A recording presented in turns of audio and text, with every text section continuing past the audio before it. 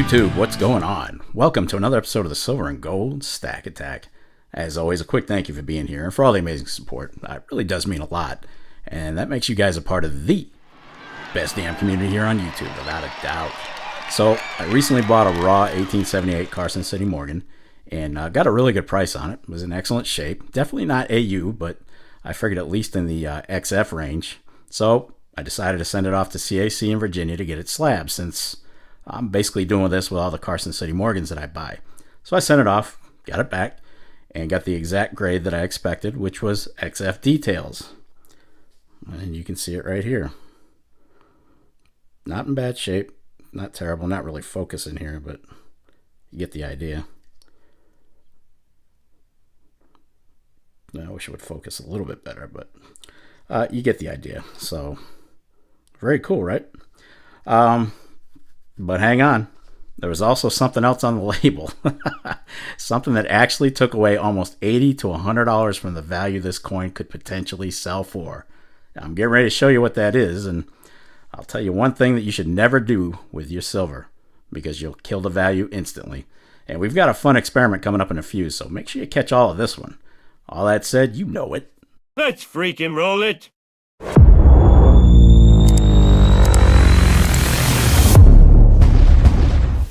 Alright, so what killed a bunch of value from this coin? Well, I'll show you.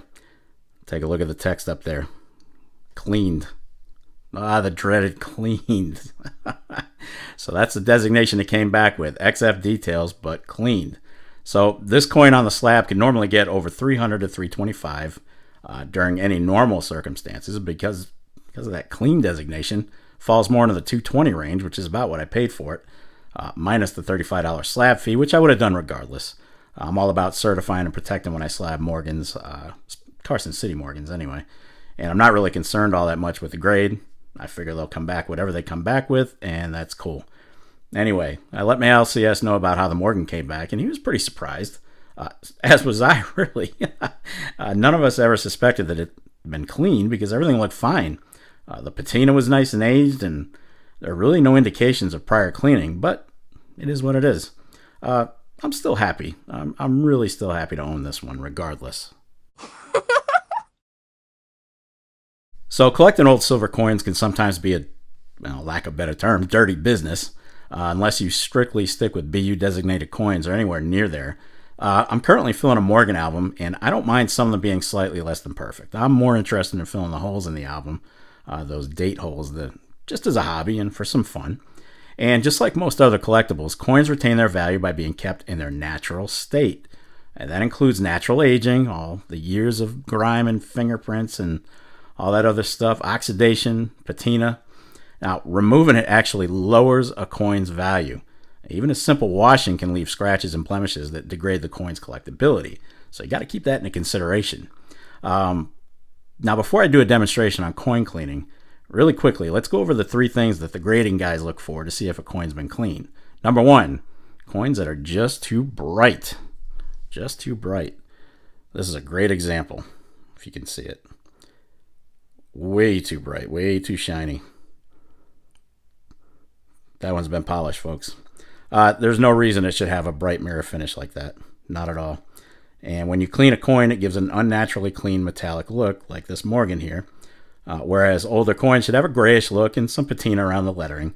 They really should have no luster. This one has a lot of shine to it. And if it would focus, it would show you how deeply this thing has been polished. It's crazy. I just cannot get it to focus, guys. I'm sorry. So, anyway.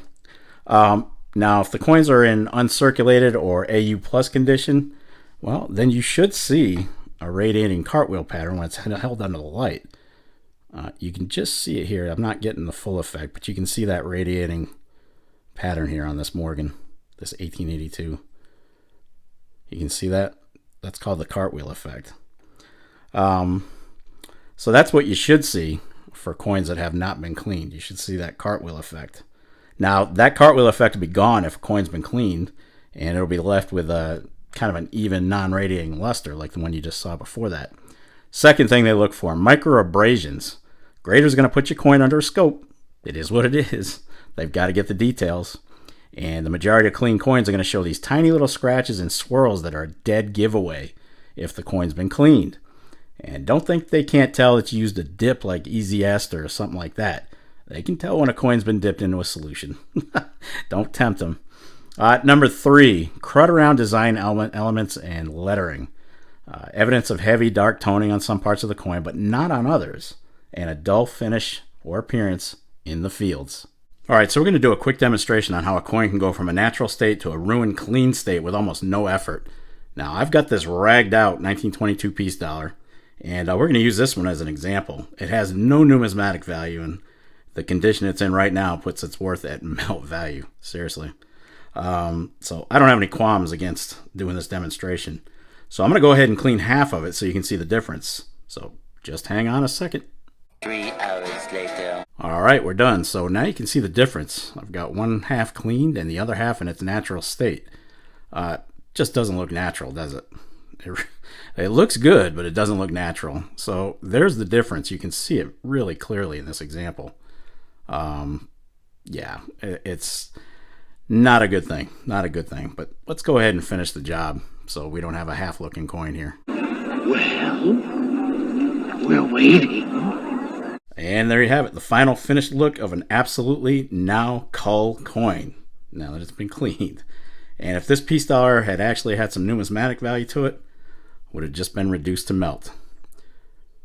It looks pretty nice, right? If you saw this in a coin shop, most of us wouldn't know the difference. A lot of people would, though. They know what to look for. You got to know what to look for. But if you saw this in the coin shop, you'd say that's a really good-looking 22 piece dollar. The details are fairly intact. It's shiny as heck. But you see that? There's no radial line. There's no radial line. You see the finish is almost muted. It's shiny, but it's muted. So, again, this is the final result of cleaning your coins. Don't do it unless you don't care about the value. So is cleaning bad for all 90% coins? All your silver coins? Well, here's where I'll offer at least one differing opinion.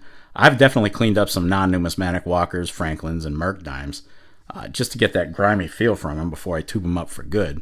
I mean, some of this stuff is carrying the filth of half a century or more. Human hands and grime and everything else. And whenever I go through bags of 90%, I know my fingertips get absolutely crappy with all that grime.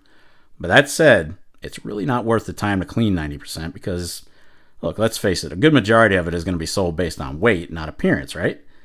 Most couldn't care less if their mercs are shiny or dingy or whatever. They're just filling up a tube for silver weight. But if you want to have some fun, I honestly don't think it'd hurt much if you're curious about cleaning a few, just to get it back to its original look. And some people just like the shine. Again, most of the stuff is for weight and not for collecting. All right? Just make sure to check and see if that coin is a key date before you go scrubbing away, will you? You'll thank me later if you almost scrubbed a 1916 D Mercury dime. We're getting ready to wrap this video up, but before we do, I just want to reiterate that I do not condone scrubbing your silver coins. And I'm not telling anyone watching this video today to do that. But if you've got some old non-numismatic silver that you just want to clean up and kind of get a feel for what it used to look like, well, as long as there's no value above melt, hey, it's your coin. You can do whatever you want to do with it. Just don't go around screaming that Silver and Gold Stack Tag told you it was okay to do it. Don't you do it! Don't you! I know the temptation is there to get that nice shiny look back, but just make sure you consider the loss of value if it applies. Now, a couple of people wonder about bullion. Is it okay to try to get milk spots off of bullion and this and that? Again, I'm not condoning cleaning coins or bullion, but you do what you want. Most bullion, I mean, it's going to sell for just above spot with the exception of the high dollar stuff like Eagles and whatnot. So if you try to get your Britannias, try to get the milk spots off, and they're in a tube, most dealers aren't going to check the tube for clean coins.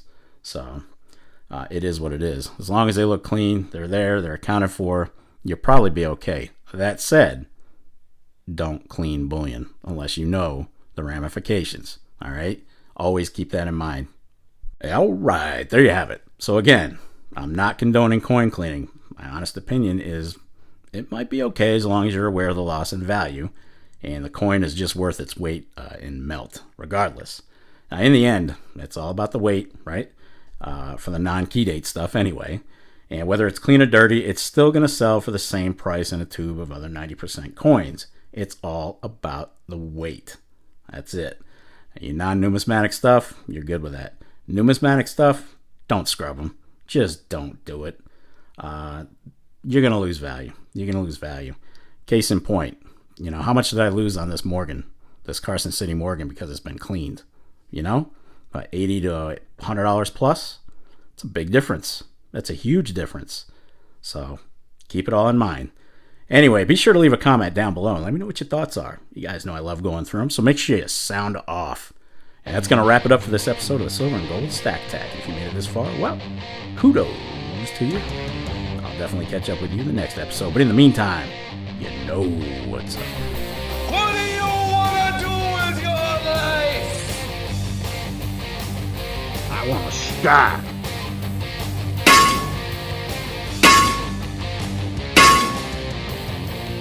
Damn right, get stacked. Stay safe and be well, everyone.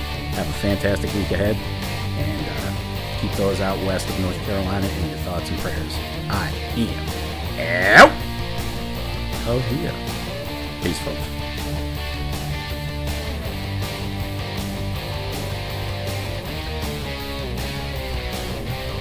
You're still here? It's over. Go home.